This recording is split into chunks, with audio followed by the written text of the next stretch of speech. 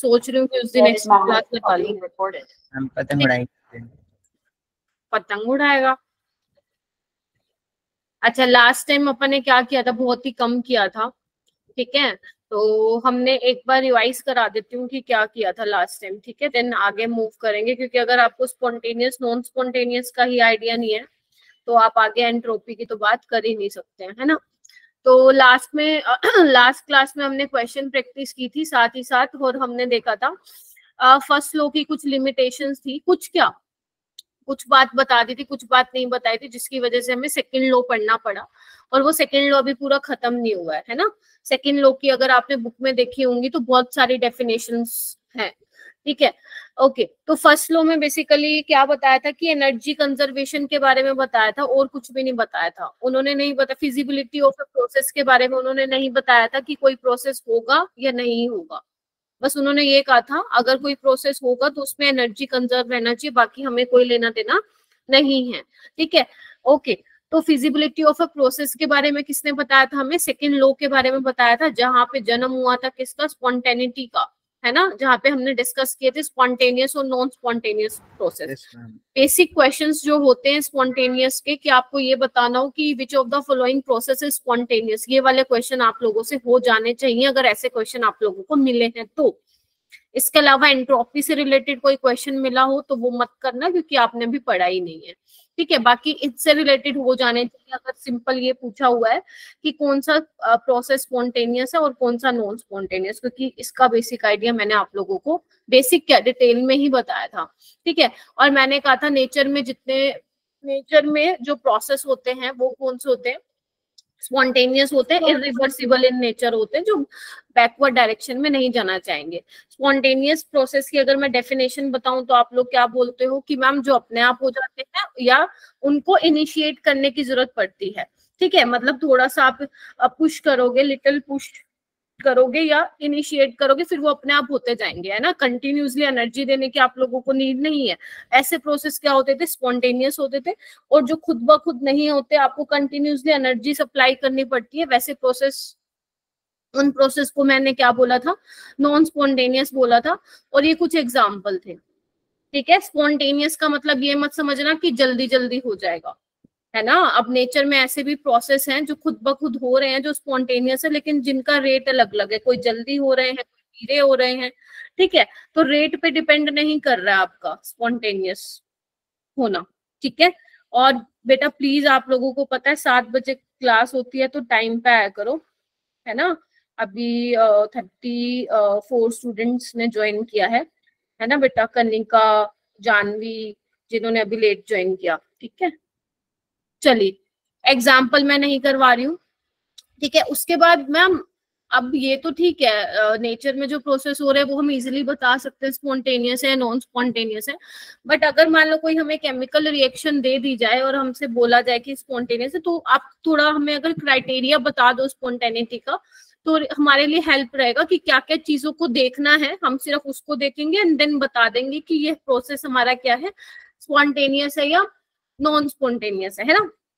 तो basically spontaneity के लिए बेसिकली 3 फैक्टर रिस्पॉन्सिबल है, कौन कौन से, एंथैल्पी जिसको मैं बहुत टाइम से डिस्कस कर रही हूँ, उसके बाद एंट्रोपी जो आज हमें स्टार्ट करना है, उसके बाद गिब्स फ्री एनर्जी जो हमारा लास्ट लेक्चर होगा, गेटिंग ओके। तो एंथैल्पी में मैंने क्या बोला था, सबसे पहले हम एंथैल्पी का फैक्टर कंसीडर करते हैं, जिसमें मैंने सबसे पहले बताया था अगर मान लो आपका डेल्टा एच नेगेटिव है, डेल्टा एच नेगेटिव बोले तो एक्सोथर्मिक रिएक्शन है ना, एक्सोथर्मिक प्रोसेस, और आपको पता है एक्सोथर्मिक में क्या होता है, एनर्जी क्या होती है, कम होती है, ठीक है। रिएक्टेंट से जब प्रोडक्ट में जाओगे तो एनर्जी लूज होती है, एनर्जी कम होती है बेसिकली, और जिसकी एनर्जी कम है वो कैसे प्रोसेस होंगे, स्पॉन्टेनियस होंगे, ये देखा गया, ठीक है। यानी कि अगर मैं सिंपल भाषा में बोलूं कि अगर मेरे पास डेल्टा एच नेगेटिव है यानी कि एक्सोथर्मिक है, तो वो मेरा प्रोसेस क्या होना चाहिए, एंड एक स्पॉन्टेनियस होना चाहिए। इसके कुछ एग्जांपल भी हमने देखे थे, जैसे कंबशन रिएक्शन बहुत अच्छा इसका एग्जांपल है। लेकिन फिर मैंने कहा था कुछ ऐसे भी प्रोसेस हैं जिनकी डेल्टा एच की वैल्यू क्या है, पॉजिटिव है, यानी कि वो एंडोथर्मिक है, still they are spontaneous, like solid से लिक्विड में चेंज होना। हाँ लक्ष्य, मैम नेगेटिव में ऐसे कोई एक्सेप्शन नहीं है कि वो नॉन स्पॉन्टेनियस भी हो सकता है? नहीं, डेल्टा एच नेगेटिव आएगा तो आप उसको बोल सकते हो स्पॉन्टेनियस है। Okay ma'am. ठीक है, ओके। उसके बाद मैंने कहा था कि there are some reactions in which delta H is equal delta H greater than 0, still they are spontaneous process. जैसे सॉलिड टू लिक्विड है। अब सॉलिड टू लिक्विड में पहले मुझे ये बताओ, हीट एब्जॉर्ब होती है या हीट रिलीज होती है इस प्रोसेस में? मुझे बताओ, बताएगा कोई? एब्जॉर्ब होती है, यानी कि ग्रेट, यानी कि डेल्टा एच क्या होगा? पॉजिटिव होगा। ठीक है, लेकिन फिर भी ये स्पॉन्टेनियस है। अब बर्फ को रख दोगे यूं, वो पिघलेगी ना, तुम तो कुछ नहीं कर रहे हो, अपने आप हो रहा है वो। हाँ या ना? हाँ या ना? लिक्विड गैस, अगर मैं ये पानी की बोतल ले रही हूँ, अभी तो ये बंद है, खोल दो इसको, तो क्या है इसकी टेंडेंसी है क्या करने की? वेपर बनाने की टेंडेंसी। मैं तो कुछ नहीं कर रही हूँ, तो ये भी क्या है? स्पॉन्टेनियस। लेकिन डेल्टा एच के साइन को देख के तो नहीं है ना, वो तो पॉजिटिव दिखा रहा है। तो यानी कि सिर्फ आपका एंथैल्पी के बेसिस पे आप नहीं बता सकते हो कि प्रोसेस स्पॉन्टेनियस है या नहीं है। क्या इतनी बात क्लियर हो गई थी आप लोगों को? और जिसको नहीं हुई थी अब हो गई होगी पक्का वाली। चलो बहुत बढ़िया। ठीक है, फिर हमने कहा था डेल्टा एच 0 होता है तब भी, जैसे ये एस्टरिफिकेशन रिएक्शन है, थोड़ा सा इसको ध्यान में रखो, हो सकता है पेपर में पूछ लें डायरेक्ट, तो ये भी स्पॉन्टेनियस ही होती है हमारी एस्टरिफिकेशन रिएक्शन। ठीक है, ओके, ठीक है। यानी कि enthalpy is not only the criteria to find out whether the process is spontaneous और नॉन स्पॉन्टेनियस। इतना तुम्हें समझ में आ गया? यानी कि पिक्चर में कोई और भी हीरो का रोल प्ले करने वाला है। क्या ये बात मानते हो? और वो पिक्चर में हीरो कौन है? हीरो कौन है? एंट्रोपी। अरे एंट्रोपी कुछ भी नहीं है, हाइपोथेटिकल है, ये सिर्फ सोचा गया कंसेप्ट है जो मैं आप लोगों को पढ़ा रही हूँ कि ऐसा ऐसा होता होगा। ठीक है, अच्छा चलो। अब सेकंड फैक्टर क्या है बच्चों? पहला फैक्टर क्या था? फील लेनी है आज की क्लास में, फील लेनी है। हालांकि आधा एंट्रोपी बेशक आज खत्म हो जाए, आधा कल हो जाएगा। करवाना मैंने एक, बस इसके बाद एक और लेक्चर ही लूंगी मैं गिब्स फ्री एनर्जी का, और अगर थोड़ा बहुत एंट्रोपी रहता है उसका, चाहे बेशक मेरे को एक्स्ट्रा क्लास लेनी हो, बट खत्म तो मैं इसको नेक्स्ट लेक्चर में डेफिनेटली कर दूंगी, है ना। चलिए, तो फर्स्ट अपना था बच्चों tendency to lower its energy. ठीक है, जिसमें हमने एंथैल्पी का क्राइटेरिया देखा था। अब है हमारा सेकंड फैक्टर है टेंडेंसी। केमिस्ट्री का कौन सा किरण? उसका क्या बोलते हैं, कैजुअल ग्रुप का बेटा? Yes ma'am. हाँ, क्लास के एंड तक रुकना, या एक काम करना, मुझे पर्सनली मैसेज कर देना, नहीं तो यहाँ पे कोई स्टूडेंट चैट बॉक्स में डाल देगा, तो तुम इसमें ऐड हो जाना। ठीक है, ओके मैम। हाँ, क्लास के एंड में याद दिलवा देना। ठीक है, तो बच्चों सेकंड फैक्टर हमारा क्या था? हाँ, लक्ष्य कर देगा, tendency to acquire maximum randomness. अब यहीं पे आएगा एंट्रोपी वाला फैक्टर कि रेंडमनेस। देखो, रेंडमनेस बेसिकली क्या होता है? बिगड़ा हुआ। सिंपल भाषा में लिख रही हूँ यहाँ पे, बिगड़ा हुआ, या बिखरा हुआ लिखोगे तो ज्यादा अच्छा रहेगा। बिखरा हुआ, बस ये बात पता है तो एंट्रोपी समझ में आ जाए। ठीक है, बिखरा हुआ। देखो बच्चे, अगर मैं यहाँ पे सिंपल लिखूं, तुम मुझे खुद सोच के बताना। अच्छा, अगर मैं नेचर में जितनी भी चीजें हो रही हैं, क्या वो ऑर्गेनाइज तरीके में रहने की कोशिश करते हैं या डिसऑर्गेनाइज्ड वे में रहने की कोशिश करते हैं? नेचर में जितनी भी चीजें हो रही है, हाँ जी, डिसऑर्गेनाइज्ड। ऑर्गेनाइज्ड में रहना चाहते हैं। अच्छा जी, ऑर्गेनाइज्ड, डिसऑर्गेनाइज्ड में रहना चाहते हैं, शाबाश। अब तुम एक बात बताओ, तुम क्लास में जब बैठते हो, तुम्हारा लेक्चर जो लग रहा होता है क्लास में, है ना, तुम्हारे भी होता है कि क्लास में रोल नंबर वाइज टीचर तुम्हें जबरदस्ती ऐसे स्टूडेंट के साथ बिठा देते हैं जिनके साथ तुम बैठना भी नहीं चाहते हो? होता है क्या क्लास में ऐसा? होता है, होता होगा, पहले होता था। ठीक है, और अगर टीचर तुम्हें अपनी मन मर्जी का कहेगा भाई तू जहाँ पे बैठ जा, तो तुम तो वहां बैठोगे जहां तुम्हें मन करता है बैठने का। अब तुम्हें पता है तुम्हारा मन कहाँ जाके बैठने का करता है ना। तो हम ऑर्गेनाइज्ड वे में तो हम कोशिश करते हैं करने की, लेकिन नेचर में जितने भी प्रोसेस होते हैं वो डिसऑर्डरनेस की तरफ जाते हैं, इनऑर्गेनाइज्ड मैनर में जाते हैं। अब एक बात बताओ, हम सोते हैं रात को, सुबह उठ के हमारा मुंह वगैरह सब, बाल वगैरह सब बिखरे होते हैं, वो आपने किया? अपने आप हो रहा है। ठीक है। अब क्लास में अगर टीचर ना पढ़ाए, आप लोग तो इधर उधर घूम रहे हैं, इधर उधर घूम रहे हैं, ठीक है, आपको कोई मना ही नहीं है, इधर उधर मस्त घूम रहे हैं, तो वो क्या है, इनऑर्गेनाइज मैनर है। तो मतलब कहने का मतलब ये है कि नेचर में जो प्रोसेस होते हैं वो कहाँ जाते हैं, और डिसऑर्डरनेस की तरफ जाते हैं। इनऑर्गेनाइज मैनर में ही चीजें जनरली, अनऑर्गेनाइज मैनर में ही जनरली क्या रहते हैं, चीजें रहती है। अब एक बात बताओ, घर रूम ले लो अपना, रूम को तुम साफ करते हो, अपने आप 2 दिन सफाई ना करो, कबाड़ा मच जाएगा, कबाड़ा मच जाएगा, ठीक है। तो बेसिकली जो नेचर में प्रोसेस हो रहे हैं वो क्या हो रहा है, रेंडमनेस बढ़ रही है। जहां पे रेंडमनेस बढ़ती है हमारा प्रोसेस उधर की तरफ जाना चाहता है, यानी कि जहाँ चीजें बिखर रही हैं वहां जाना चाहता है। बचपन में कोई तुम बदमाशी कर रहे हो, तुम्हें कोई थप्पड़ मार के ना सुधारे, तुम तो बड़े होके तो जम्मा ही बिगड़ जाओगे। बोलो हाँ या ना। अब सुधारने के लिए तुम मेहनत Yes, लगती ma'am. है ना मम्मी की पापा की। टीचर तुम्हें कुछ ना बोले, तुम तो हर टेस्ट में फेल, ठीक है। मैं तुम्हें पढ़ने के लिए लेक्चर ना दूं, है, मैं तुम्हें ग्रुप में थोड़ा डांट ना मारूं कि क्लास नहीं ले रहे हो, तुम तो आओ ही ना क्लास में, 1 मिनट लगेगा भागने में, ठीक है। तो मतलब हमारा जो नेचर में चीजें हो रही हैं उसमें क्या हो रहा है, बेसिकली रेंडमनेस इंक्रीज हो रही है, डिसऑर्गेनाइज्ड मैनर में चीजें जा रही हैं, ठीक है। और एंट्रोपी क्या है बच्चों, एंट्रोपी यही तो है, एंट्रोपी ही तो है ये। एक मिनट को कोई आया है, हाँ। तो एंट्रोपी होती क्या है बच्चों, measure of, major of randomness, major of randomness. Randomness को मेजर करने का एक तरीका है जिसको नाम दे दिया गया है एंट्रोपी। यानी कि हमारा सिस्टम कहाँ जाने की कोशिश कर रहा है, ऑर्गेनाइज से डिसऑर्गेनाइज्ड की तरफ जाने की कोशिश कर रहा है। तो एंट्रोपी क्या होता है बच्चों, मेजर ऑफ रेंडमनेस। यानी कि अगर मैं तुम्हें ये बोलूं, अगर रेंडमनेस बढ़ रही है, अगर रेंडमनेस इंक्रीज हो रही है, तो क्या मैं बोल सकती हूँ मेरी एंट्रोपी भी बढ़ेगी बच्चों। यस मानते हो कि नहीं मानते हो, बोलो हाँ या ना। Yes, ma'am. ठीक है। Yes. जैसे मान लो मेरे पास क्या है, गैस है, ठीक है। इसमें गैस ए है सपोज कोई, इसमें बी है, बीच में मैंने क्या लगा दिया, कोर्क लगा दिया, बंद कर दिया इसको, ठीक है। अच्छा जी, अब मैं क्या कर रही हूँ, अब मैं क्या कर रही हूँ, इधर देखना। अब मैं इस कोर्क को खोल रही हूँ, ढक्कन बोल लो तुम्हारी लैंग्वेज में, ढक्कन को खोल रही है, गैस क्या हो जाएगी, फैल जाएगी। यहाँ पे भी ए के मॉलिक्यूल्स, बी के मॉलिक्यूल्स होंगे, तो ये भी क्या हो रहा है, ये यहाँ पे क्या हो रहा है, रेंडमनेस बढ़ रही है, रेंडमनेस बढ़ रही है। और ये कैसा प्रोसेस है बच्चों, स्पॉन्टेनियस प्रोसेस है, हाँ या ना। तो मैं यहाँ पे लिख सकती हूँ mixing of gas is what, spontaneous process, अपने आप हो रहा है स्पॉन्टेनियस प्रोसेस, हाँ या ना। Yes, ma'am. और मैंने आप लोगों को कल भी बताया था, इवन अभी भी रिवाइज किया, कि नेचर में जो प्रोसेस हो रहे हैं वो स्पॉन्टेनियस है ना, अपने आप जो हो रहे हैं वो स्पॉन्टेनियस है। अब स्पॉन्टेनियस हो रहे हैं यानी कि जो स्पॉन्टेनियस प्रोसेस होंगे उनकी क्या होगी, रेंडमनेस ज्यादा होगी, यानी कि मैं बोल सकती हूँ एंट्रोपी ज्यादा होगी, हाँ या ना। अब नेचर में जो खुद ब खुद हो रहे हैं वो तो किसकी तरफ जा रहे हैं, डिसऑर्गेनाइज्ड वे में जाते हैं, है ना।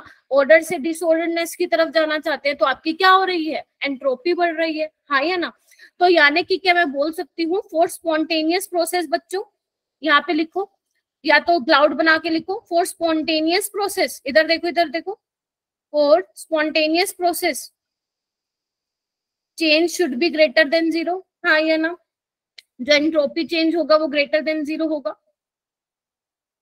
यानी कि डेल्टा एच में हमने क्या देखा था कि अगर नेगेटिव होगा तो हमारा स्पॉन्टेनियस होगा, और एंट्रोपी में क्या क्राइटेरिया है कि हमारा जो डेल्टा एस होगा वो ग्रेटर देन जीरो होगा। अभी तो बहुत डिटेल में जाना है एंट्रोपी, अभी तो मैं आपको क्राइटेरिया समझा रही हूँ कि कैसे आप डिसाइड करोगे कि प्रोसेस आपका स्पॉन्टेनियस है, नॉन स्पॉन्टेनियस है, ठीक है जी।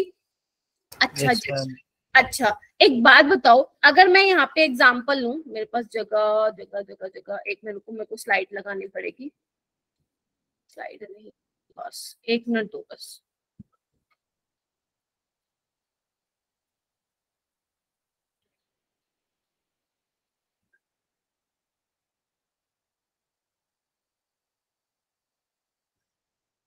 ओके, हाँ। तो जैसे मान लो बच्चों, मैंने यहाँ पे एग्जाम्पल लिया,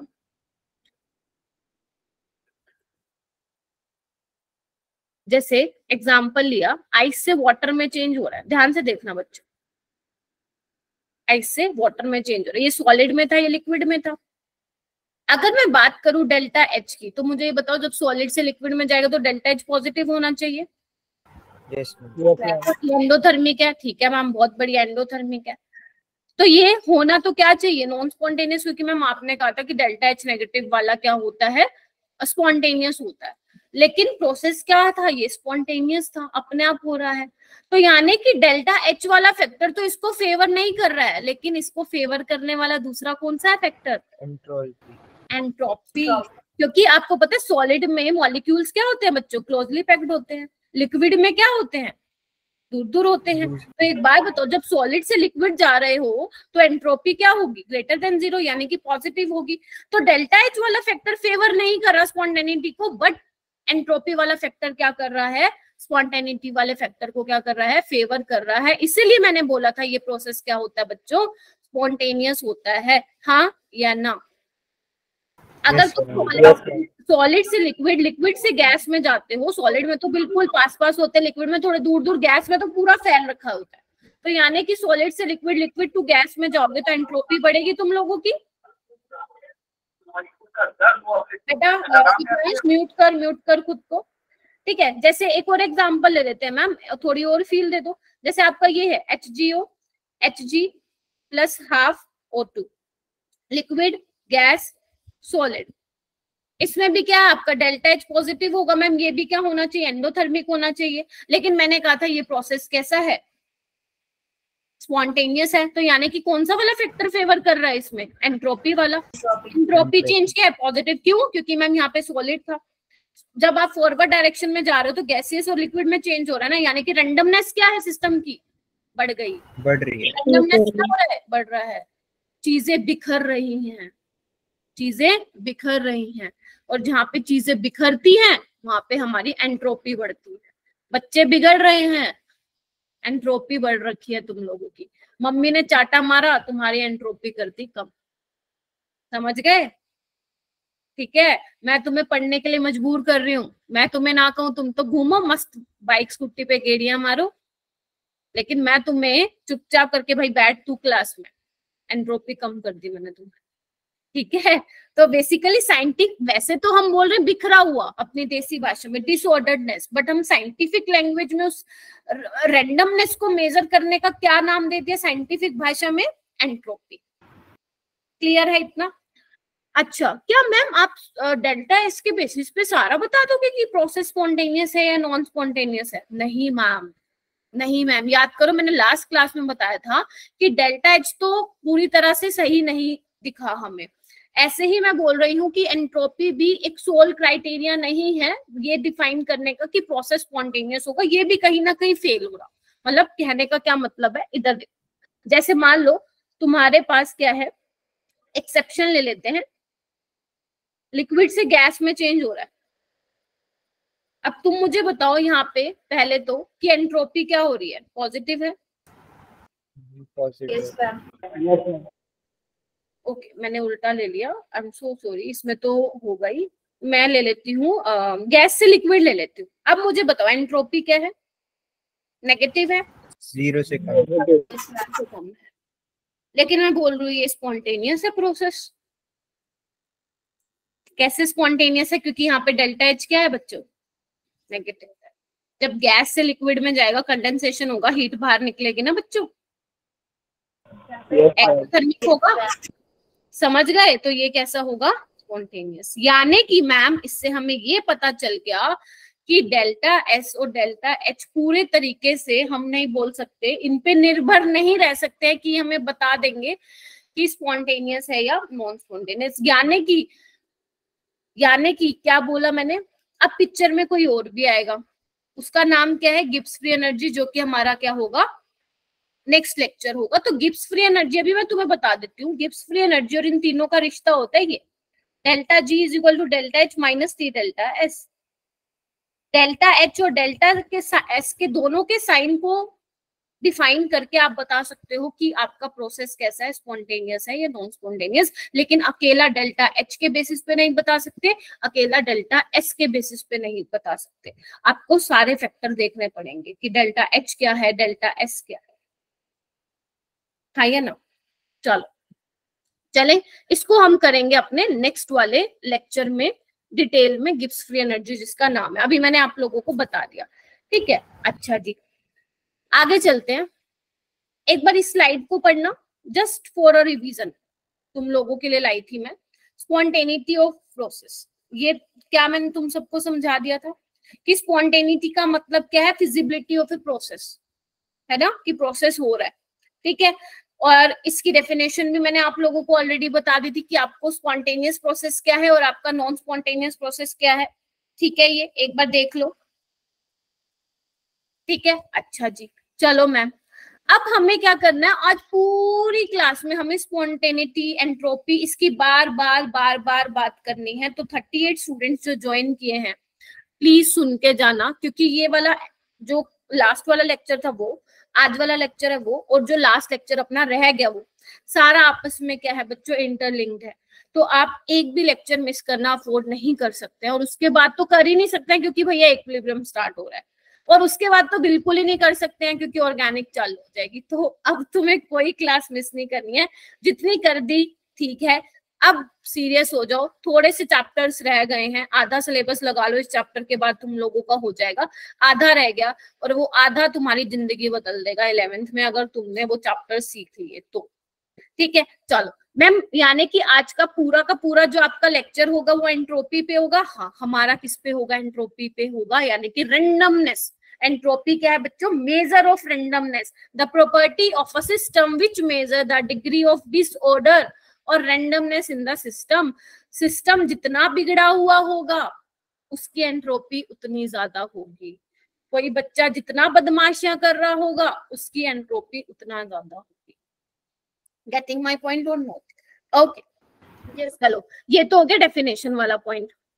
सेकंड पॉइंट आता है, देखो आपने अगर नोटिस किया हो तो जो मेरा पढ़ाने का तरीका था, पहले हमने एंथैल्पी, हीट कैपेसिटी, सबसे पहले इंटरनल एनर्जी की थी, फिर एंथैल्पी, फिर हीट कैपेसिटी, ये सब हमने किया था।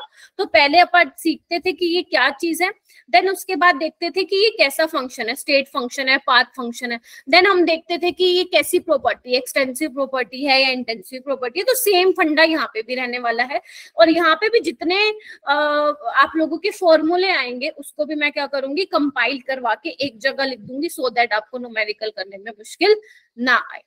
नीट का लेवल से तो तुम बहुत आगे बढ़ चुके हो थर्मोडायनेमिक्स में, मैंने तुम्हें जेई मेंस लेवल तक का ये करा दिया है थर्मोडायनेमिक्स, ठीक है। अच्छा,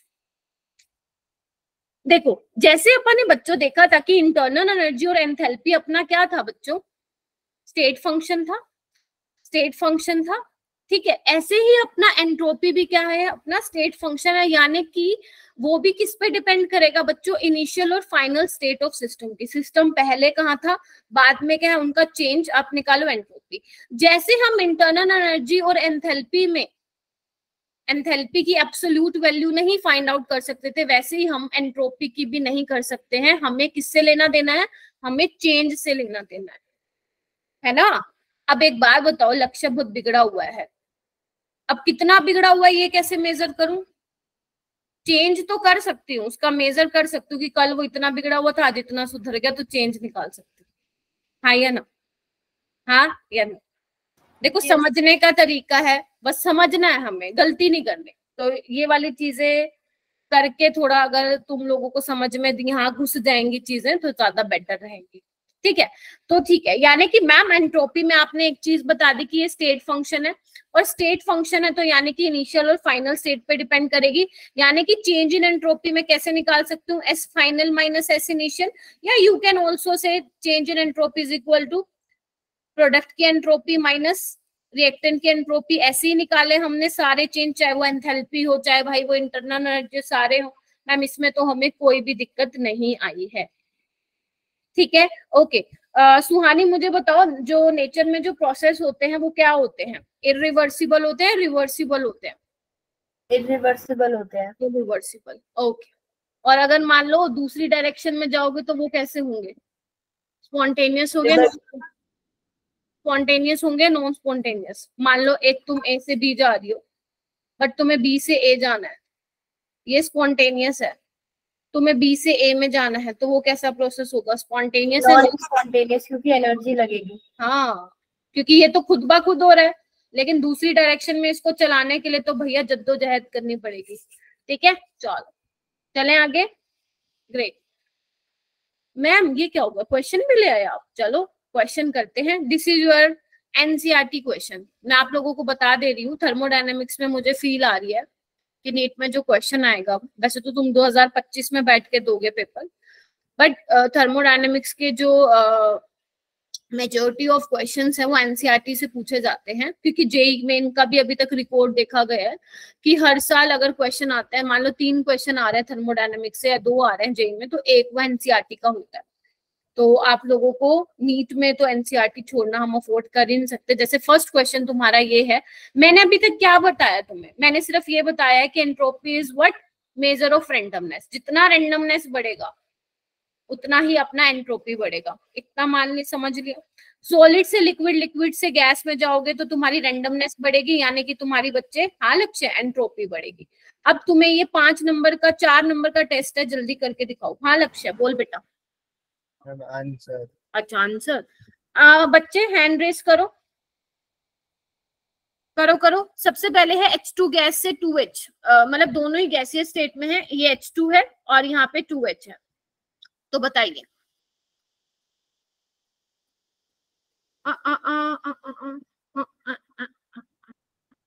हाँ कौन बताएगा, कौन बताएगा, मुझे बताएंगी कोमल वर्मा। बताओ बच्चे। मैम ये दोनों ही गैस में है, पर जो मतलब जब बन रहा है तो 2 मोल्स हो रहे हैं, यानी इंक्रीज हो रही है। शाबाश, बहुत बढ़िया। ठीक है, देखो ना, पहले H क्या थे, चिपके हुए थे, अब वो क्या हो चुके हैं, अलग अलग हो चुके हैं, है ना। 2 बंदों को जबरदस्ती साथ बिठाया है, वो बैठना नहीं चाहते, तो मैंने क्या कर दिया, अलग कर दिया, यानी कि उनकी रैंडमनेस क्या हो चुकी है, बढ़ चुकी है, entropy increases. Getting my point और नोट।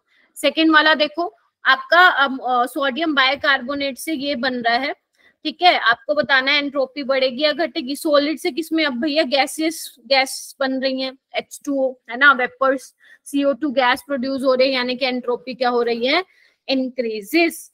ठीक है, उसके बाद है C, a liquid crystallizes into a solid. Anuj आप बताइए,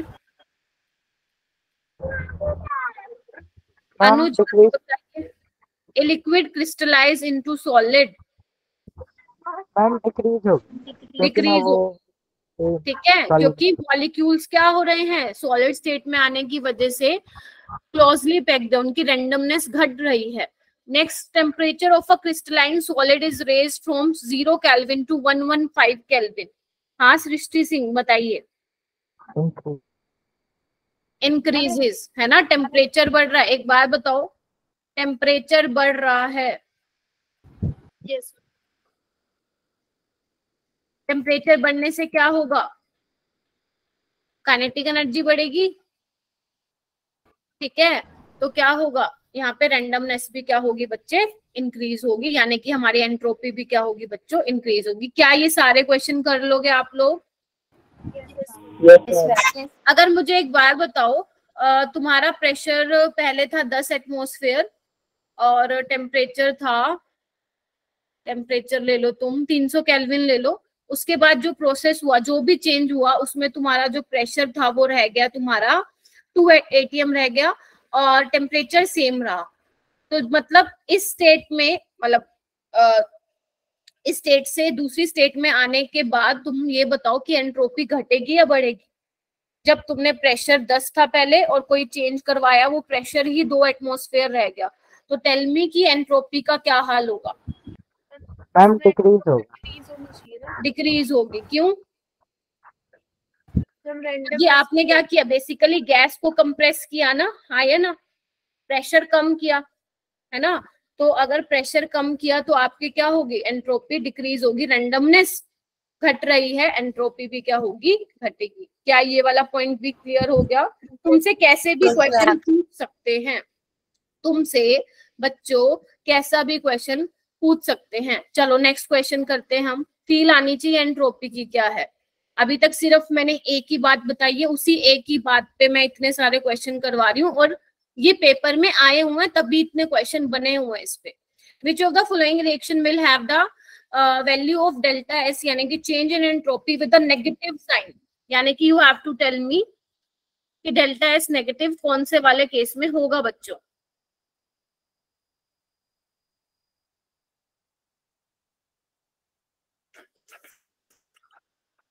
पहला बताओ, दूसरा बताओ, तीसरा बताओ, चौथा बताओ।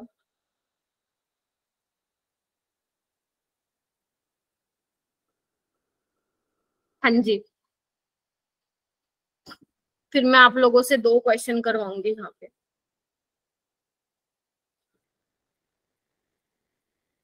चलिए ओके, स्टूडेंट्स ने हैंड रेज कर लिया, शाबाश, बहुत बढ़िया बेटा। ओके, मुझे बताएंगी दिशा यादव। फर्स्ट का बताना, लिक्विड से गैस, हाँ, इंक्रीज या डिक्रीज? बेटा जल्दी बताना पड़ेगा। डिक्रीज, बहुत बढ़िया, मैंने लिख दिया डिक्रीज, तुमने बोला डिक्रीज। लिक्विड से गैस इंक्रीज हो रही है ना? पॉजिटिव होगा मैम ये तो। हाँ, मैं एक काम करती हूँ, इंक्रीज की जगह यहाँ पे पॉजिटिव लिख देती हूँ, ठीक है?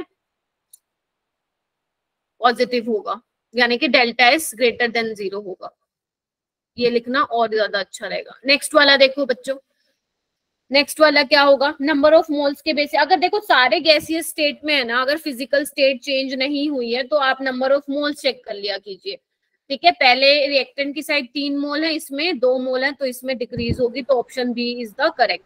इसमें क्या है, 1 मोल से 2 मोल मिल रहा है, तो इसमें भी रेंडमनेस बढ़ रही है, और लास्ट वाले में भी क्या है, रेंडमनेस बढ़ रही है, यानी कि delta is greater than 0।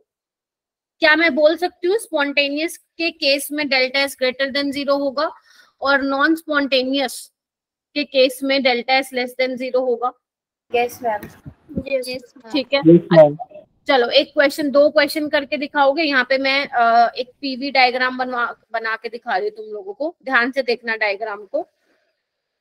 X से वाई जा रहे हो, वाई से जेड जा रहे हो, और एक ये वाला प्रोसेस है जहां पे आप एक्स से जेड जा रहे हो।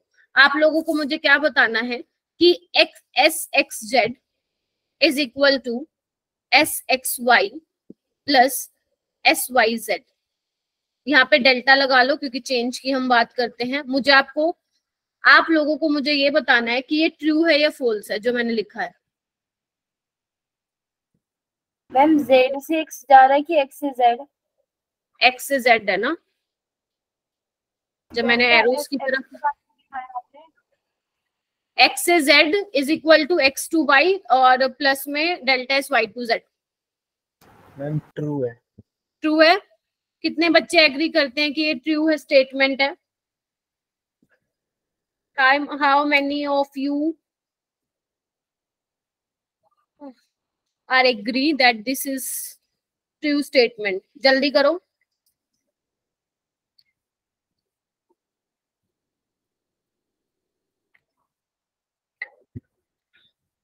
एक बात बताओ, तुम्हें एक्स से जेड तक पहुंचना है, ठीक है?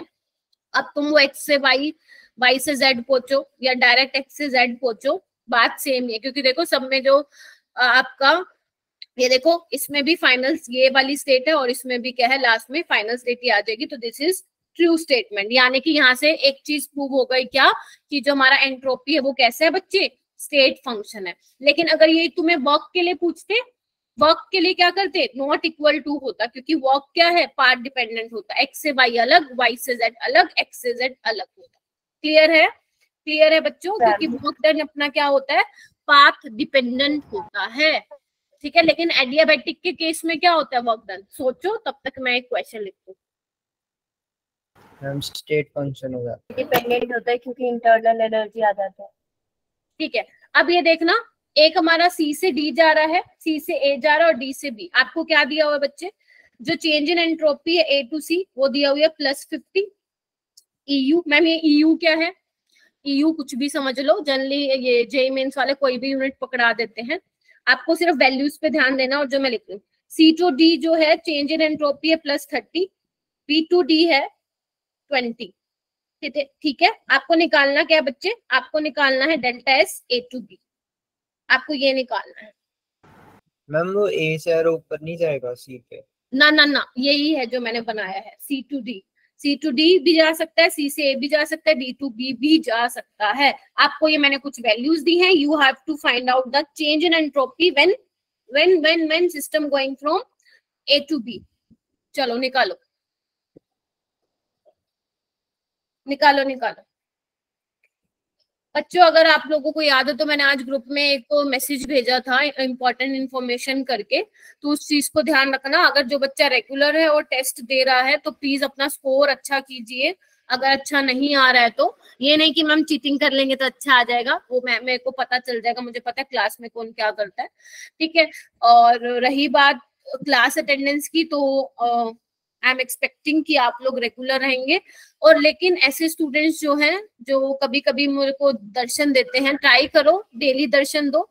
बट अगर आप नहीं दे पा रहे हो किसी रीजन की वजह से, आपका कोई जेन्युइन प्रॉब्लम, तो ट्राई करो, टेस्ट तो जरूर।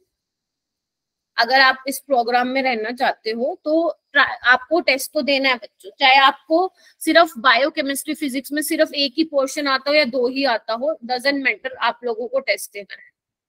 हाँ, तो मेरे को कोई आंसर बता रहा है क्या? 30 आएगा आंसर? नहीं बेटा, 30 इज नॉट आंसर। हाँ, -40 गलत, 50 गलत गलत मैम गलत। तो आ रहा है कितना आ रहा है अनुज, कितना आ रहा है? मैम 0 आ रहा है मेरा। हाँ, तुम तो बिल्कुल अलग पाथ पे चले गए। हाँ प्रियंका राय, बता बेटा। मुझे समझ नहीं आया। अच्छा, क्वेश्चन ही समझ में नहीं आया? मैम हाँ जी, नो मैम नहीं आया। चलो ये क्वेश्चन 1 वाला आ गया ना, इसको मैं इरेज कर दूं, जल्दी बताओ। Yes ma'am. ठीक है, वैसे मैं स्लाइड में लिखे रहने देना चाहती हूँ। मैम 60 आएगा, 60 आएगा। हाँ, अब सही बोला 60, पर देखते हैं कैसे। देखो अभी जैसे प्रियंका इस सिंह की मैम क्वेश्चन ही नहीं समझ में आया, तुम्हें देखो क्या दे रखा है, ध्यान से सुनना। ये वाला क्वेश्चन बहुत पहले आया था, लेकिन क्वेश्चन बहुत अच्छा है, तुम्हें मॉड्यूल में भी मिल जाएगा ये क्वेश्चन। आपका जो सिस्टम है वो C to D जा रहा है, C to A भी जा रहा है, D to B भी जा रहा है, मतलब कोई चेंज हो रहा है। बेसिकली जनरल बात लिख रखी है कि C to D जा रहा है, ठीक है। मान लो C में पहले प्रेशर, वॉल्यूम, टेम्परेचर कुछ और होगा, या मैं सिंपल बोलूं C की एंट्रोपी कुछ हो रहा है, D की कुछ हो रहा है, A की कुछ हो रहा है, B की, तो तुम्हें कुछ वैल्यूज दे रखी है। तो इधर देखो, डेल्टा SAC को आप क्या लिख सकते हो बच्चे? SC माइनस SA लिख सकते हो, जिसकी वैल्यू है +50। ऐसे ही आप डेल्टा SCD को क्या लिख सकते हो? ST माइनस SC लिख सकते हो बच्चों, +30। ऐसे ही आप डेल्टा SBD को क्या लिख सकते हो? फाइनल माइनस इनिशियल होता है ना, तो SD माइनस SB लिख सकते हो। बोलो हाँ या ना? Yes ma'am. अब तुम्हें निकालना क्या है? तुम्हें निकालना है SB माइनस SA, वही करना है। तीनों इक्वेशन को कुछ भी करो, उधर पलटो, कुछ भी करो, ये लाके दिखाओ SB माइनस SA। तो हम क्या कर सकते हैं मैम? इसमें हम क्या कर सकते हैं? SC से तो SC कैंसिल हो जाएगा, लेकिन SD से SD कैंसिल नहीं हो रहा। गेटिंग माई पॉइंट और नोट? यस देख पा रहे हो? SD से, प्रियंका देख रही हो बेटा, SD से SD कैंसिल नहीं हो रहा, SC से SC। तो हम क्या करेंगे, एक काम कर सकते हैं, इस इक्वेशन को पलट दूं क्या मैं? यस। इसमें हम क्या कर देंगे? SB माइनस SD कर देंगे, तो साइन भी क्या हो जाएगा? मैग्नीट्यूड तो वही रहेगा, साइन चेंज हो जाएगा। अब देखो, SD से SD कैंसिल, SC से SC, क्या ये आ जाएगा आप लोगों का? तो आपने क्या किया, इन तीनों को ऐड किया, ऐड करके कितना आंसर आ रहा है? 60। कैसा था? मैंने भी तो यही बोला था। तुमने 60 बोला था? Yes ma'am. अच्छा, सुना नहीं होगा बेटा मैंने। अच्छी बात है, 60 आ गया तो तुम्हारा क्लियर है। प्रियंका अभी समझ में आया? Yes ma'am. ठीक है, कैसे किया मैंने? इससे भी क्या समझ में आ रहा है कि हमारी एंट्रोपी क्या है? स्टेट फंक्शन है, ठीक है। तो जो दोनों एग्जांपल थे बेसिकली आप लोगों के लिए यही बताने के लिए थे कि एंट्रोपी स्टेट फंक्शन है। ध्यान रखना, ये बहुत अच्छे लेवल का क्वेश्चन है, ये लग इजी रहा होगा क्योंकि मैंने करवा दिया, लेकिन जब आपने खुद किया है तो बहुत बच्चों से नहीं निकला, क्वेश्चन ही नहीं आया कई बच्चों को समझ में। तो समझ रहे हो मेरी बात? तो ऐसे क्वेश्चन भी आप लोगों को आने चाहिए। मैं ट्राई करती हूँ कि सारे वैरायटी ऑफ क्वेश्चंस करा पाऊं, बट 100% पॉसिबल नहीं है। वो तभी आएंगे आप लोगों को जब आप खुद से प्रैक्टिस करोगे। ठीक है, ये वाला क्वेश्चन करके दिखाओ जल्दी बच्चों। In which case the change in entropy is negative. देखो जल्दी करके दिखाओ।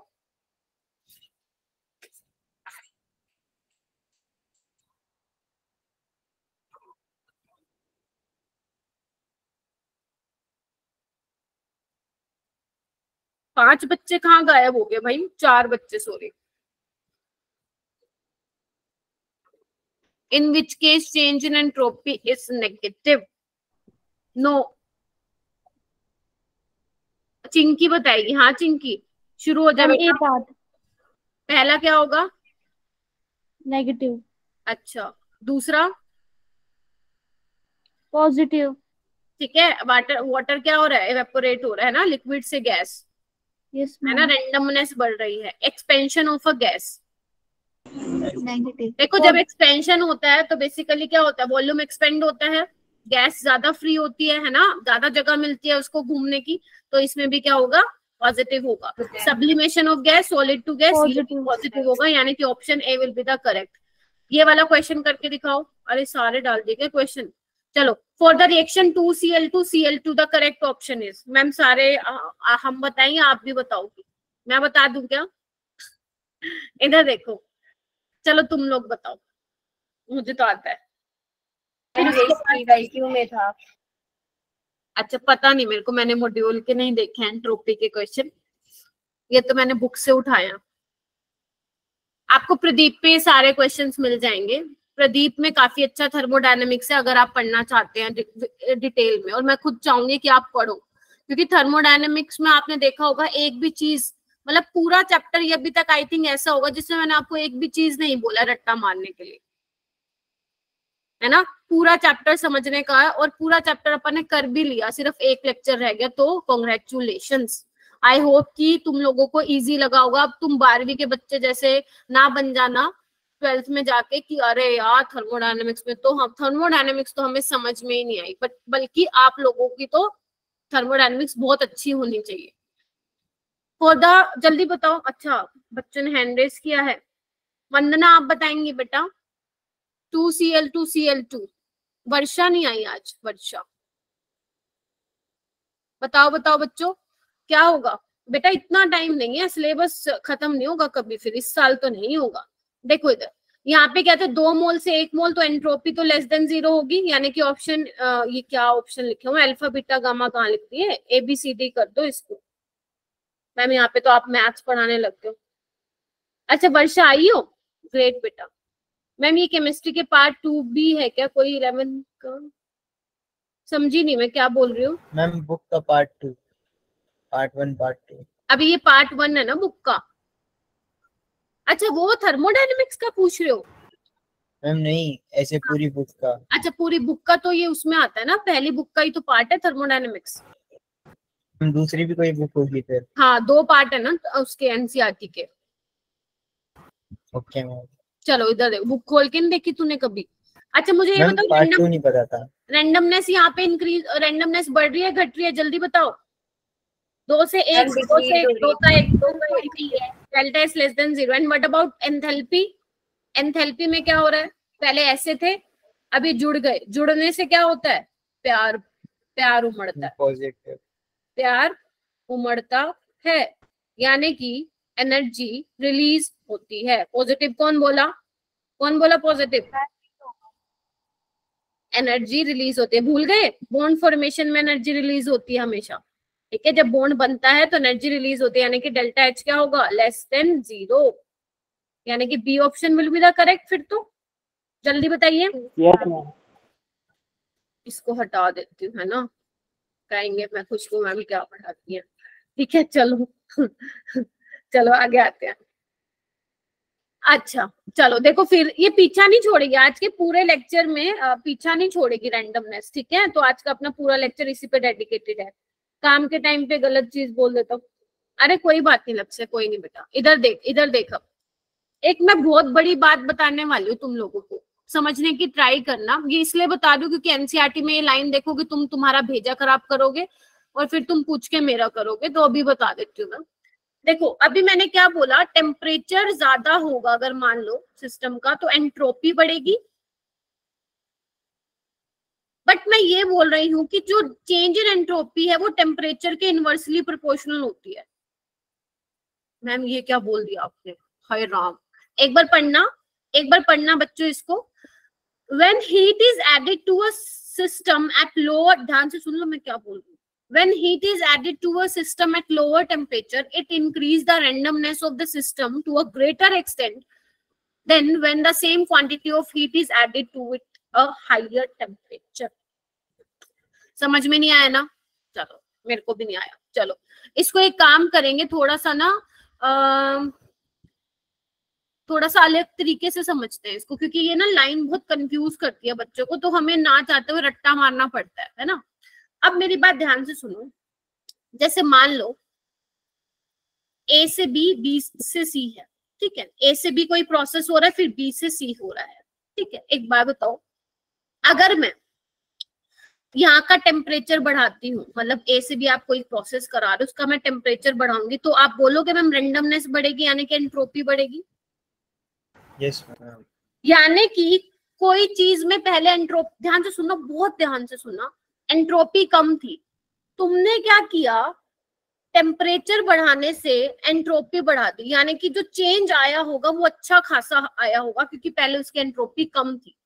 मान लो ए वाले की एंट्रोपी बहुत कम थी, जैसे ही तुमने टेम्परेचर दिया तो उसकी एंट्रोपी बढ़ गई, यानी कि जो चेंज आया होगा वो अच्छा खासा आया होगा, हाँ या ना, मतलब उसकी रेंडमनेस बढ़ा दी।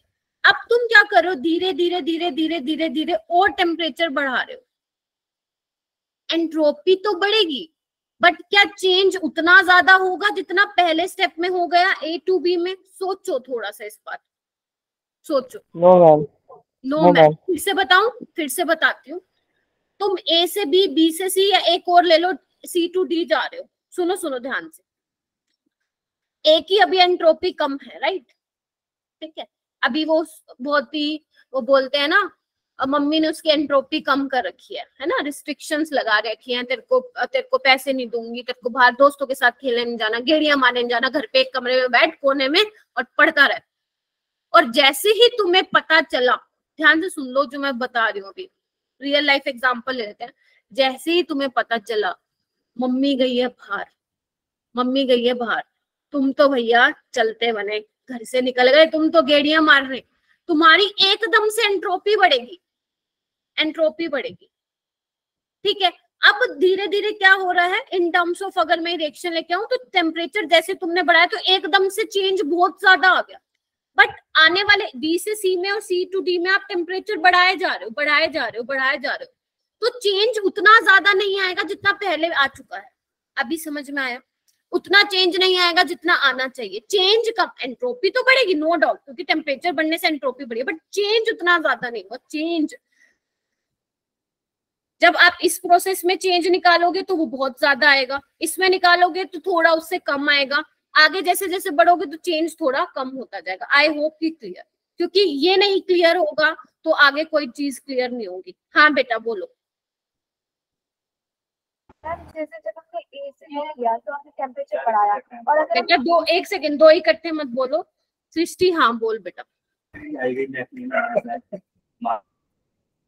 जैसे हमने ए से बी किया तो हमने टेम्परेचर बढ़ाया, अब हमने बी से सी किया, अगर हमने टेम्परेचर उससे से ज्यादा बढ़ा दिया जब हम ए से बी गए थे, तो मैम एंट्रोपी में चेंज ज्यादा नहीं होगा? नहीं नहीं नहीं नहीं, यहाँ पे ये बात नहीं हो रही है टेम्परेचर आपने ज्यादा बढ़ाया कम बढ़ाया, यहाँ पे बात ये हो रही है बच्चे की ए से बी में जब आपने कराया पहले उसकी एंट्रोपी कम थी, आप टेम्परेचर बढ़ा रहे हो, ठीक है, टेम्परेचर बढ़ा रहे हो, टेम्परेचर बढ़ता जा रहा है, थोड़ा मान लो 1 डिग्री बढ़ गया, 2 डिग्री बढ़ गया, 5 डिग्री बढ़ गया, इतना इतना बढ़ा रहे हो, तो जितना ज्यादा चेंज आना था वो पहले आ चुका है, अब उतना चेंज आएगा तो सही, लेकिन उतना चेंज नहीं आएगा जितना आना चाहिए, यानी कि चेंज कम आएगा। तो यानी कि जैसे जैसे आप टेम्परेचर बढ़ाते जाओगे चेंज जो है, चेंज एंट्रोपी में चेंज जो है वो कम होता जाएगा। मैं ये बता रही हूँ, एंट्रोपी तो बढ़ेगी बट चेंज कम हो जाएगा, ये ध्यान रखो। डेल्टा साइन मैंने तब भी लगाया है सो दैट आप कंफ्यूज ना। ठीक है, तो जो ये वाली लाइन लिखी होगी उसको मैंने अपने तरीके से समझा दिया। आई होप कि अब बुक में जाके आप कंफ्यूज ना हो। ठीक है जी, चलो बहुत बढ़िया। मैम आपने एंट्रोपी तो हमें वैसे तो बहुत अच्छे से, नहीं वंदना कंफ्यूजन नहीं है, बिल्कुल सिंपल सी बात है। अगर ज्यादा टेम्परेचर बढ़ाओगे तो चेंज ऑब्वियस सी बात है कम आएगा। ठीक है, हाँ ठीक है। अब मेरी बात ध्यान से सुनो, ये तो थी बात सिंपल, अपन ने सीख ली कि एंट्रोपी क्या होती है, मेजर ऑफ रेंडमनेस होती है। ठीक है, अब मैथमेटिकल एक्सप्रेशन हमें देखना है कि एंट्रोपी का मैथमेटिकल एक्सप्रेशन क्या होता है। तो मैथमेटिकल एक्सप्रेशन क्या होता है, ये होता है, आपकी बुक्स में सिर्फ डायरेक्ट यही लिखा हुआ है Q रिवर्सिबल बाय T, इसको एक्सप्लेन नहीं किया हुआ कि why change in entropy is inversely proportional to temperature.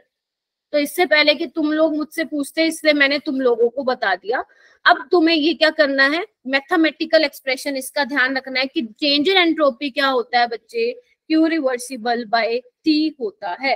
ठीक है, अच्छा अब मैम ये Q रिवर्सिबल क्या है, ध्यान से देखो, heat absorbed when the process is done isothermally, getting my point or not?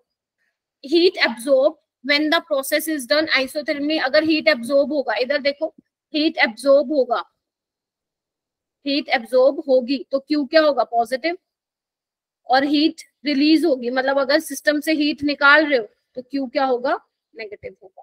Getting my point और नॉट? ठीक है, ये कब की बात हो रही है, ये फॉर्मूला कब लगाओगे, delta S Q by T constant temperature पे लगाओगे। किस पे, जब आपका टेम्परेचर सेम है, जब आपका बच्चों क्या है, टेम्परेचर सेम है। ठीक है, लेकिन जब मान लो आपका टेम्परेचर ही वेरी कर रहा है, उस केस में क्या होगा, उस केस में हमें क्या करना पड़ेगा, ds is equal to due Q by T, हमें इसका इंटीग्रेशन करना पड़ेगा। ठीक है, क्या बोल रही हूं मैं, अगर ध्यान से सुनो, ध्यान से सुनो, अगर मैं टेम्परेचर को वेरी कर रही हूं तो उस केस में क्या होगा, ds इज इक्वल टू, इधर देखो, ds is equal to due, sorry क्या भूल गई मैं, हाँ ds is equal to D Q reversible by T होगा। ठीक है, ओके, तो आप क्या करोगे, अगर मान लो आपको एंट्रोपी निकालना है, एंट्रोपी ये क्या, डी क्या दिखा रहा है बच्चे, स्मॉल चेंज, डी क्या दिखाता है हमें, स्मॉल चेंज, डेल्टा क्या दिखाता है हमें, लार्ज चेंज। तो अगर तुम्हें इस वाले फॉर्मूले से एंट्रोपी निकालने, और ये वाले क्वेश्चन बहुत ही ज्यादा सुपर डुपर इंपॉर्टेंट होते हैं जनरली। ठीक है, तो आप क्या करोगे, इंटीग्रेशन करोगे। अब आप टी इंटीग्रेशन से बाहर नहीं लेके आओगे बच्चों, क्यों नहीं लेके आओगे, क्योंकि वो कॉन्सेप्ट नहीं है, वो वेरी कर रहा है। तो यानी कि क्योंकि टी भी चेंज हो रहा है तो आपको उसका भी क्या करना पड़ेगा, इंटीग्रेशन करना पड़ेगा। यानी कि क्या मैं इसको ये बोल दूं, इसकी लिमिट पुट कर सकते हो तुम, अगर मान लो पहले एंट्रोपी S1 थी तो S2 हो गई, यहाँ पे आप बोल सकते हो पहले टेम्परेचर T1 था तो T2 हो गया। तो क्या इसको मैं ऐसे लिख सकती हूँ बच्चों, S2 minus S1 TQ by T, बोलो हाँ या ना। Yes ma'am. पता है क्यों मैंने आप लोगों को ये बोली है, क्योंकि जब आप कोई क्वेश्चन उठा के देखेंगे, आपको मॉड्यूल में मिलेगा, वहां पे पक्का ऐसा क्वेश्चन मिलेगा जहां पे टेम्परेचर को चेंज करवा रखा हो, फिर वहां पे टेम्परेचर को चेंज करवा रखा होगा तो आपको उसमें इंटीग्रेशन करना पड़ेगा। ठीक है, इसलिए मैंने लिखवाया है, बट ऑन नीट लेवल आपका इससे काम चल जाएगा। बस ये ध्यान रखना, जब टेम्परेचर कांस्टेंट होगा तो क्या फॉर्मूला लगाओगे, जब टेम्परेचर वेरी करेगा उस केस में फॉर्मूला क्या लगाओगे। गेटिंग माई पॉइंट और नोट? Yes ma'am. ठीक है, चलो एक छोटी सी और चीज समझते हैं, एक मिनट रुको। ओके, कहाँ पहुंच गए हम, हाँ ठीक है, चलो अब हम थोड़ी बात कर लेते हैं आइसोलेटेड और नॉन आइसोलेटेड। उससे भी पहले मुझे कोई बता सकते हैं यूनिट्स क्या होंगी बच्चे एंट्रोपी की, कोई मुझे बता सकता है एंट्रोपी की यूनिट क्या होगी? डेल्टा एस क्या था ma'am? Delta Q by T. कोई मुझे बताएगा इसकी यूनिट क्या होगी? पर हाँ बोलो बोलो, वर्षा बोलो बेटा क्या आएगी? जूल पर सेकेंड। सेकंड, ये टाइम है। जूल पर सेल्सियस। जूल पर केल्विन। जूल पर केल्विन, लेकिन इसको इसकी यूनिट अगर आप बुक्स में देखोगे तो जूल पर केल्विन पर मोल में होगी। ठीक है, तो यहाँ पे जनरली आपको दिखाएंगे नहीं बुक्स में, मतलब कहने का मतलब है बच्चों बुक्स में यही फॉर्मूला है, लेकिन हम क्या लेते हैं, पर मोल की बात करते हैं। तो आप ध्यान रखने के लिए रख सकते हो कि यहाँ पे n होगा, ठीक है, नंबर ऑफ मोल्स, तभी ये यूनिट आई होगी। बुक्स में आपको n नहीं लिखा हुआ, बट फॉर अंडरस्टैंडिंग, क्योंकि आप बुक देखोगे मैम पर मोल कहाँ से आ गया, भाई नंबर ऑफ मोल तो है ही नहीं यहाँ पे, तो नंबर ऑफ मोल, ठीक है, यहाँ पे n रहा होगा, तभी हमारा जो यूनिट है उसमें क्या आया होगा बच्चों, पर मोल आया होगा, ठीक है जी, हाँ या ना। चलो उसके बाद हम आगे समझते हैं आइसोलेटेड सिस्टम के लिए हमारी एंट्रोपी क्या होगी। देखो थोड़ा फील लेना, अब चीजें थोड़ी सी इंपॉर्टेंट होती जाएंगी आप लोगों के लिए, ठीक है। आइसोलेटेड सिस्टम है, ये एक नॉन आइसोलेटेड सिस्टम है। आप क्या कर रहे हैं, एंट्रोपी का चेंज देखना है, क्या होगा, पॉजिटिव होगा, नेगेटिव होगा, जीरो होगा, ठीक है। अच्छा जी, एक बात देखो बच्चों, इधर आना, ये मेरे पास क्या है, मैंने अभी क्या किया हुआ है, यहाँ पे कोर्क लगाई हुई है, यहाँ पे गैस ए है, गैस बी है। अब मैं कोर्क को खोल रही हूँ, तो यहाँ पे क्या होगा, गैस ए प्लस बी होगा, बेसिकली मिक्सिंग हो गई है गैस की, हाँ या ना, ठीक है। आइसोलेटेड सिस्टम है, जो ये बोल्स हैं बच्चे, वो क्या है, इंसुलेटेड है। कोई मुझे बता पाएगा एंट्रोपी के चेंज क्या होगा इसके अंदर, बताओ। एंड कोई हीट का मतलब आदान प्रदान नहीं हो रहा सिस्टम सराउंडिंग में, तो मैं उसकी बात ही नहीं कर रही हूँ। सिंपल आप मुझे ये बताओ, क्या चेंज आएगा एंट्रोपी में, हाँ या ना। मैम नहीं आएगा। आप लोग मुझे एक चीज बोलेंगे कि मैम इंसुलेटेड जब वॉल्स होती हैं तो तनिष्का क्या होता है, क्यू क्या होता है, जीरो जीरो होता है। तो मैम इस हिसाब से तो एंट्रोपी जीरो होनी चाहिए, पर ये है गलत, गलत। ध्यान रखना, जो ये मैंने फॉर्मूला लगाया है आइसोलेटेड सिस्टम के लिए, कभी मत इस फॉर्मूले को यूज कर देना, क्योंकि अगर तुमने इसको कर दिया तो तुम तो क्या करोगे, क्या करोगे, डेल्टा एस को जीरो कर दोगे। लेकिन ध्यान रखना यहाँ पे क्या, और ये गैसेस की मिक्सिंग हो रही है, और mixing of gases is always an spontaneous process, randomness बढ़ रही है, तो डेल्टा एस क्या होगी, ग्रेटर देन जीरो होगी। कहीं पे क्लाउड बना के लिख लो कि आइसोलेटेड सिस्टम में हमारे लेना देना नहीं है, ठीक है, कोई लेना देना सॉरी क्या बोलगी मैं, कोई लेना देना नहीं है, क्यू का जीरो होगा, हमें लेना देना नहीं है। हमें सिर्फ ये दिख रहा है कि जैसे ही मैंने कोर्क खोला तो मेरी गैसेस क्या हो गई, मिक्स होगी, रैंडमनेस बढ़ गई, और रैंडमनेस बढ़ गई तो मेरा एंट्रोपी चेंज क्या होगा बच्चे, बढ़ेगा। तो आइसोलेटेड प्रोसेस के लिए यहाँ पे लिख लो बेटा, अपना माइक म्यूट करो। आइसोलेटेड प्रोसेस के लिए स्पॉन्टेनियस होगा प्रोसेस, और डेल्टा एस क्या होगा आपका, ग्रेटर देन जीरो होगा। लिखो लिखो बच्चों, इसे लिखो लिखो, ठीक है। उसके बाद हम बात करते हैं नॉन आइसोलेटेड। नॉन आइसोलेटेड का मतलब क्या होता है बच्चों, कि वो आइसोलेटेड नहीं है। हाँ, यानी कि क्या अब मैं एक लाइन ये बोल सकती हूँ कि हीट का आदान प्रदान हो रहा है from system to surroundings, yes ma'am. Ayesha, from system to surroundings और सराउंडिंग टू सिस्टम, यानी कि अब यहाँ पे क्यू वाला फैक्टर तो है नहीं, और यहाँ पे यानी कि यहाँ पे सिस्टम की एंट्रोपी भी देखनी पड़ेगी, सराउंडिंग की भी देखनी पड़ेगी, हाँ या ना, बोलो। यस तो मैं ये लिख दूं, अगर मैं बात करती हूँ बच्चों, इधर देखो, आपको पता है यूनिवर्स किसके बराबर होता था, सिस्टम प्लस सराउंडिंग। तो यहाँ पे जो यूनिवर्स की एंट्रोपी होगी वो क्या होगी बच्चे, delta S system, delta S system, नई नई चीजें हैं तुम लोगों के लिए बहुत, सिस्टम प्लस सराउंडिंग, हाँ या ना, हाँ या ना। Yes ma'am. एक चीज बताओ तुम्हें, for spontaneous process delta s universe, या you can also say total entropy of universe is always increasing, क्योंकि आपको पता है नेचर में जो प्रोसेसेस हो रहे हैं स्पॉन्टेनियस है, और वो किसकी तरफ जा रहे हैं, ऑर्डर से डिसऑर्डरनेस की तरफ जा रहे हैं। तो भैया यूनिवर्स की एंट्रोपी हमेशा बढ़ेगी। गेटिंग माय पॉइंट और नोट, सिस्टम और सराउंडिंग की नहीं बोल रही हूँ मैं यूनिवर्स की एंट्रोपी बोल रही हूँ। टोटल एंट्रोपी जो है यहाँ पे इंक्रीज होगी, इज ऑलवेज इंक्रीजिंग। बेशक तुम कहीं पे क्लाउड बना के लिख भी लो और नोट्स में भी तुम्हें मिल जाएगा, ठीक है। लिख दूं मैं, entropy of universe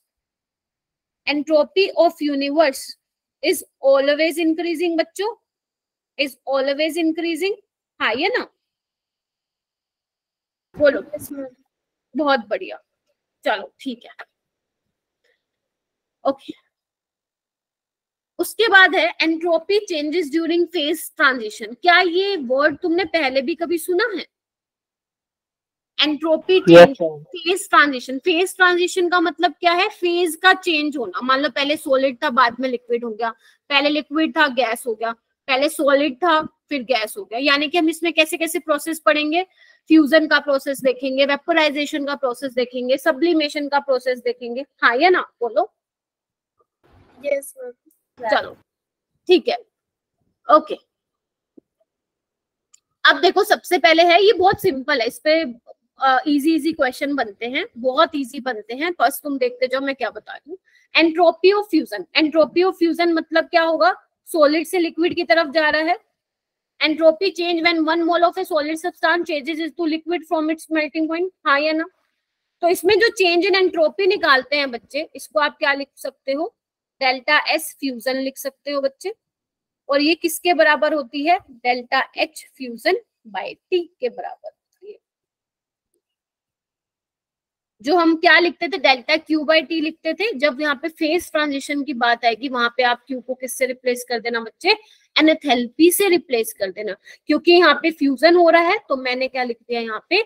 entropy of fusion. या आप इसको ऐसे भी लिख सकते हो, एंट्रोपी ऑफ लिक्विड स्टेट और entropy in solid state is equal to delta H fusion by T. क्या मैं लिख सकती हूँ बच्चों? ये पता है मैंने क्यों लिखा? हो सकता है अगर एग्जामिनर आप लोगों को क्वेश्चन दे, तो हो सकता है वो डायरेक्ट ये दे दे, ये दे दे, टेम्परेचर दे दे, डेल्टा एच निकाल ले। हो सकता है एग्जामिनर आपको डेल्टा एच दे दे, टेम्परेचर दे दे, सॉलिड की एंट्रोपी दे दे, लेकिन लिक्विड की निकाल ले। तब आपको ये भी पता होना चाहिए कि भैया ऐसे भी लिख सकते हैं इस फॉर्मूले को। गेटिंग माई पॉइंट और नॉट? Yes, ma'am. बहुत बढ़िया। ऐसे ही ये सिंपल देखो, एंथैल्पी ऑफ वेपोराइजेशन क्या कहता है? Entropy of vaporization as the entropy change when 1 mole of a liquid changes into vapours at its boiling point. तो इसमें क्या होगा? डेल्टा, ये देखो बच्चों, delta S is equal to delta H vaporization by T. B किसके लिए लगाया है? बॉइलिंग पॉइंट के लिए। यहाँ पे एफ किसके लिए लिखवाया था? फ्रीजिंग पॉइंट के लिए। ठीक है, चलो आगे चलें। ये देखो, सब्लिमेशन में क्या है कि entropy change when 1 mole of a solid changes into vapour eight a particular temperature. बच्चों अगर आप क्लास के बीच में से भागते हो, वो भी चीजें रिकॉर्ड हो रही हैं। माना कि अगर आप 5 सेकंड के लिए भी क्लास में आते हो तो आपकी अटेंडेंस लग जाती है, बट आप कितने सेकंड के लिए आ रहे हैं, 50 मिनट के लिए आ रहे हैं, 1.5 घंटे के लिए आ रहे हैं, वो भी सारी चीज रिकॉर्ड होती है। तो मेक श्योर आप लोग क्या करने की कोशिश कर रहे हो? पढ़ने की कोशिश कर रहे हो या अटेंडेंस लगाने के लिए आ रहे हो? It's up to you. ठीक है, क्या मैं बोल सकती हूँ एंट्रोपी ऑफ सब्लिमेशन में be defined as entropy change when 1 mole of a solid changes into vapour state at a particular temperature. तो डेल्टा एच सब्लिमेशन क्या हो जाएगा? Delta H sublimation by T. इतना क्लियर है बच्चों को? बताओ। Yes, ma'am. Yes, ma'am. चलो बहुत बढ़िया, बहुत बढ़िया। ओके, अब ये देखो क्या लिखा हुआ है यहाँ पे बच्चों? सेकंड लॉ की स्टेटमेंट। अगर आप अपने बुक्स में देखेंगे तो सेकंड लॉ की बहुत सारी डेफिनेशन है। एक तो मैंने लास्ट टाइम बताई थी, हालांकि नाम लेके नहीं बताई थी, कि जितना भी आप काम करोगे वो हीट में चेंज हो सकता है, बट सारा हीट वर्क में चेंज नहीं हो सकता। याद करो। तो वो भी कहती, वन ऑफ द डेफिनेशन थी, वन ऑफ द स्टेटमेंट थी सेकंड लॉ ऑफ थर्मोडायनेमिक्स। अब हम आगे आगे धीरे धीरे बढ़ रहे हैं, हमने एंट्रोपी पे जंप किया। तो सेकंड लॉ ऑफ थर्मोडायनेमिक्स की एक और स्टेटमेंट है, वो क्या? जो भी मैं आपको बता के आई हूँ, entropy of the system always increases in the course of every spontaneous, यानी कि यू कैन ऑल्सो से नेचुरल चेंज। हाँ या ना? और फर्स्ट लॉ और सेकंड लॉ को मैं इकट्ठे मिला दूं, क्या मैं बोल सकती हूँ energy of universe is conserved whereas the entropy of universe always increase in any natural process? बच्चों Yes. Yes, ma'am. बहुत बढ़िया, शाबाश। चलिए उसके बाद यहाँ पे देखो, क्योंकि अभी मैं आपको एंट्रोपी बताने वाली हूँ रिवर्सिबल और इरिवर्सिबल में, तो इसके लिए आप लोगों को पता होना चाहिए कि मैम रिवर्सिबल क्या होता है प्रोसेस और इरिवर्सिबल क्या होता है। याद करो मेरे जो वॉक डन वाले लेक्चर थे, वहां पे मैंने आप लोगों को डिटेल में बताया था बच्चों कि रिवर्सिबल और इरिवर्सिबल क्या होता था। याद करो, रिवर्सिबल में क्या होता था कि हर पॉइंट पे हर पॉइंट में सिस्टम किस में रहता था, इक्विलिब्रियम रहता था, सिस्टम और सराउंडिंग, यानी कि हर पॉइंट पे क्या होता था, इक्विलिब्रियम मेंटेन रहता था। याद करो, system remains in equilibrium with surrounding through out the process, ठीक है। जबकि इरिवर्सिबल में क्या होता था, इक्विलिब्रियम या तो बिगिनिंग में अचीव होता था या रिएक्शन होने के बाद अचीव होता था। हाँ ये ना बच्चों, अब मैम इक्विलिब्रियम को आपने डिटेल में नहीं पढ़ा है, वो अपना नेक्स्ट चैप्टर ही है बच्चों, ठीक है। अच्छा जी, क्या मैं ये बोल सकती हूँ रिवर्सिबल प्रोसेस अपने आप नहीं होते हैं? रिवर्सिबल तो हो रहे हैं जो अपने आप हो रहे हैं, ठीक है, लेकिन रिवर्सिबल अगर मान लो A to B जा रहा है, ये इरिवर्सिबल है। अगर आप चाहते हो कि भैया B to A में भी जाए तो ये अपने आप तो नहीं जाएगा, नेचुरल प्रोसेस नहीं है ये, हाँ ये ना। यस यानी कि क्या मैं बोल सकती हूँ reversible process do not lead to production of disorder? Language बहुत भारी भारी दे रखी है बट बहुत इजी टू अंडरस्टैंड है, ध्यान से देखो बच्चों। Yes ma'am. ठीक है, ओके ग्रेट। चलो जी चलो आगे चलते हैं। इरिवर्सिबल प्रोसेस में क्या है? Irreversible process are natural process or spontaneous process. Most of the process taking place around us are example of irreversible process. क्या इतना समझ में आ गया? जैसे मैम ये एग्जाम्पल देख लो, ये मैंने लास्ट टाइम भी कराए थे, इसको फटाफट से रिवाइज कर लो, और कंफर्म करो कि इन सब में एंट्रोपी बढ़ रही है। Every natural process led to production of disorder. During irreversible process, system moves from ordered state to disordered state. जल्दी से देखो, नजर मारो इनको। ठीक है, अब मैं आपको कुछ चीजें कराने वाली हूँ। हाँ Divyansh. Ma'am rusting of iron में भी बढ़ेगी? और क्या, बिल्कुल बढ़ेगी, एंट्रोपी बढ़ेगी। स्पॉन्टेनियस प्रोसेस है rusting of iron. And ma'am mixing of gases में भी एंट्रोपी बढ़ेगी। कहाँ पे? मिक्सिंग ऑफ गैस बिल्कुल बढ़ेगी बच्चे, एंट्रोपी तो बढ़ेगी। पहले आपने कोर्क लगा रखी थी, ए वाला गैस अलग था, बी में अलग थी, ठीक है। जैसे तुमने कोर्क खोली, ए बी मिक्सिंग हो गई ना, रैंडमनेस बढ़ गई, ज्यादा जगह मिल गई ए वाले मॉलिक्यूल्स को, बी वाले को भी ज्यादा मिल गई, तो रैंडमनेस। इतनी देर से वही तो बता रही हूँ, mixing of gases is always an spontaneous process, increase randomness, ठीक है। चलो अब देखो मैं आप लोगों को क्या समझाने वाली हूँ, बहुत ध्यान से समझना, बहुत इंपॉर्टेंट है, ठीक है। ओके, अभी एक चीज समझना, यहाँ पे लिखा हुआ है क्या? यहाँ पे नहीं लिखा हुआ, देखो। अभी तक मैंने आपको क्या बताया बच्चे? अगर मैं इंपॉर्टेंट पॉइंट्स करके यहाँ पे आप लोगों को लिखवाऊं, अभी तक मैंने आपको ये बता दिया कि डेल्टा एस यूनिवर्स की ग्रेटर देन 0 होगी बच्चों, या यू कैन ऑल्सो से कि यूनिवर्स की या टोटल एंट्रोपी। ये किसके लिए है? फॉर, जल्दी बोलो, रिवर्सिबल के लिए, इरिवर्सिबल के लिए? स्पॉन्टेनियस वाला। इरिवर्सिबल के लिए, नेचुरल प्रोसेसेस के लिए, ठीक है।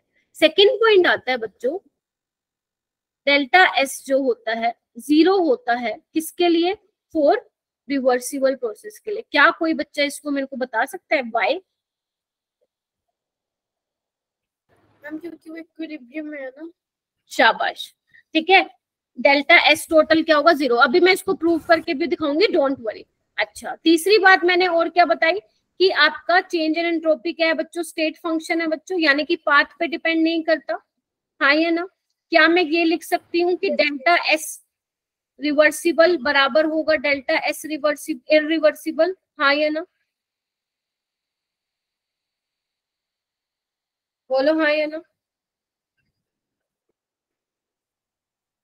बताया नहीं था, ये एंथैल्पी में भी तो किया था ये वाली चीज। स्टेट फंक्शन है तो वो पाथ पे डिपेंड नहीं करेगी कि वो रिवर्सिबल पाथवे से आ रही है, इरिवर्सिबल पाथवे से आ रही है। सृष्टि सोचने की क्या बात है? अगर तुम 2 काम करा रहे हो, एक धीरे धीरे करवा रहे हो और एक एकदम से तेजी से करवा रहे हो, तो उसमें एंट्रोपी को क्या लेना देना कि आप कैसे करवा रहे हो? क्योंकि वो स्टेट फंक्शन है, उसको पाथ से मतलब ही नहीं कि आप रिवर्सिबल पाथवे से आ रहे हो या इरिवर्सिबल पाथ से आ रहे हो, है ना। आप ए से बी जा रहे हो और बी से वापस ए पे ही आ रहे हो, ठीक है। अच्छा, अब क्या करेंगे हम? इनकी फील लेंगे कि ऐसे आया कैसे। ये तो मैंने तुम्हें बता दिया, और बुक्स में इतना ही लिखा हुआ है और कुछ नहीं लिखा हुआ। अब अपन समझते हैं कि कैसे यूनिवर्स की एंट्रोपी बढ़ रही है, रिवर्सिबल प्रोसेस के लिए कैसे आपकी एंट्रोपी जो है 0 है। ओके, टाइम हो गया क्या? 8 हो गए, चलो कोई बात नहीं, मैं समझा देती हूँ, ध्यान से देखना बच्चों। इसमें एक एग्जांपल लेंगे हम, ध्यान से देखना। कूलिंग ऑफ ओट मिल्क, ध्यान से सुनना। कूलिंग ऑफ ओट मिल्क, मान लो आपको दूध को जो है ठंडा करना है। बेसिकली आपके पास एक फ्लास्क में दूध है, राइट, मिल्क है, इसका टेम्परेचर है 80 डिग्री सेल्सियस, इसको ठंडा करना है। तो आपने क्या किया, इसको टैप के नीचे रख दिया। टैप करते हो ना ऐसे, ठंडा गिलास को नीचे टैंकी के नीचे रख के ठंडा पानी शेक करके वो ठंडा तो बेसिकली कम कर देते हो। तो मैं मान लेती हूँ ये सिस्टम है आपका, और बाहर क्या है आपका, सराउंडिंग है। दिस इज योर सिस्टम, इसको एक ऐसे कर लेती हूँ, ये आपका सिस्टम है। सराउंडिंग का टेम्परेचर मैं मान लेती हूँ 40 डिग्री सेल्सियस है, हाँ या ना? ठीक है, अब आपके पास दो प्रोसेस है, रिवर्सिबल और इरिवर्सिबल। ठीक है, अब मेरे को ध्यान से सोच के बताना, इरिवर्सिबल में अगर मैं बात करूं सिस्टम की, तो अब जो ये सिस्टम है इसका क्या टेम्परेचर ज्यादा है, तो ये अपनी हीट क्या बाहर फेंकेगा, हाँ या ना? बाहर जाएगी ना, तभी तो ठंडा होएगा वो, हाँ या ना? क्योंकि हीट का फ्लो कहाँ से होता है भैया, higher temperature to lower temperature होता है ना, तो बाहर जाएगी। और अगर हीट बाहर जा रही सिस्टम से तो माइनस क्यू होगा। बाय कितने पे जा रही है, 80 डिग्री है, मतलब 80 है उसका टेम्परेचर। सराउंडिंग क्या कर रही है, हीट ले रही है, तो मतलब प्लस का साइन आएगा, हाँ या ना? और नीचे क्या आएगा, किस टेम्परेचर पे, 40, क्योंकि अपना डेल्टा एस क्या होता था, क्यू बाई टी तो होता था बच्चों। अब मुझे बताओ कि अपना डेल्टा एस जो होगा वो क्या आएगा, total delta S total positive आएगा कि नहीं आएगा? यस मैम, पॉजिटिव आएगा। क्लियर हो गया? इरिवर्सिबल के लिए डेल्टा एस टोटल यूनिवर्स की पॉजिटिव होती है। And what about ma'am what about reversible? Reversible में बच्चों क्या होता है, आपको याद है, धीरे धीरे करते थे हम चेंज, धीरे धीरे, मतलब बाहर का प्रेशर और अंदर का प्रेशर ऑलमोस्ट सेम सेम रहता था। तो अभी क्या किया, जैसे ये आपका मिल्क का गिलास है, इसका 80 डिग्री टेम्परेचर है, राइट? अब आप इसको ठंडा करो, लेकिन बहुत धीरे धीरे करो, बहुत धीरे धीरे करो। मान लो आपने बाहर का टेम्परेचर है सपोज अराउंड 79 है, थोड़ा सा ठंडा हुआ, जब ये 80 से 79 हो गया, ठीक है, फिर क्या किया आपने, 78 कर दिया। समझो, धीरे धीरे धीरे धीरे करवा रहे हो, ठीक है? तो क्या होगा इसमें बच्चों, अगर मैं बात करूं सिस्टम की एंट्रोपी, वही हीट बाहर निकल रही है, तो सिस्टम से बाहर निकल रही है तो माइनस लगाओगे। ये उसी को समझ में आएगा जिसने मेरे वो वाले लेक्चर देखे, उसके अलावा बच्चों के ऊपर से जा रहा होगा कि मैम क्या बता रही है। ये सिर्फ उन्हीं को समझ में आएगा जिन्होंने मेरे लेक्चर्स, प्रीवियस लेक्चर्स देखे थे बच्चों, ठीक है? अदरवाइज नहीं आएगा समझ में, पहले ही बोल रही हूँ, ठीक है? यानी कि अब क्या हो रहा है, सिस्टम से हीट तो निकल रही है लेकिन माइनस क्यू बाई 80 वो सेम है। And what about surrounding, heat absorb कर रही है तो plus Q divide by 79, approximate same है, क्या लिखती हूँ, 0, हाँ या ना? गेटिंग माय पॉइंट और नॉट? क्योंकि ज्यादा इसलिए मैंने बोला, फिर से बोल रही हूँ, यूनिवर्स की total entropy for irreversible process increase हो रही है, 0 है रिवर्सिबल, ये रिवर्सिबल के लिए है, और ये है बच्चे इरिवर्सिबल के लिए, हाँ या ना? इरिवर्सिबल स्पॉन्टेनियस प्रोसेस के लिए entropy, total entropy is always increasing, और रिवर्सिबल के लिए हमेशा 0, चाहे वो आइसोथर्मल का प्रोसेस हो, आइसोथर्मल रिवर्सिबल प्रोसेस हो, एडियाबैटिक का प्रोसेस हो, रिवर्सिबल होना चाहिए भैया, 0 ही होगा। गेटिंग माय पॉइंट और नॉट?